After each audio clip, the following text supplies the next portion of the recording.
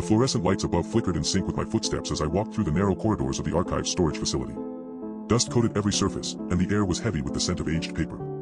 It had been 5 years since I began cataloging the contents of these shelves, but it might as well have been a lifetime. Each shelf held identical wooden boxes, adorned with cryptic symbols that only we understood. We, specifically, Aaron Vexer and myself, Kaida Reyes, were tasked with deciphering their meaning. The archive's administrator seemed to know what they signified, but refused to explain. I found it unsettling, even now. As I approached the row labeled Echo 3, a faint scratching noise caught my attention.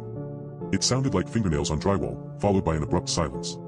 I turned to face Erin, who stood behind me with her arms crossed and eyes fixed intently at some point beyond my shoulder. "What is that?" she whispered. I cocked my head toward the sound, but it had stopped. Must have been a stray rat.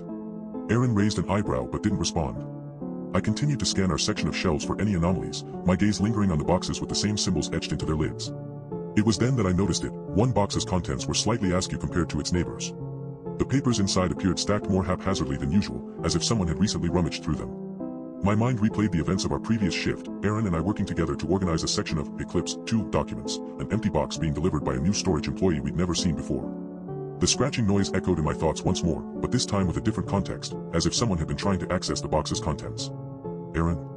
I called softly, not turning away from the potentially disturbed shelf. Her gaze drifted back toward me, questioning. "What?"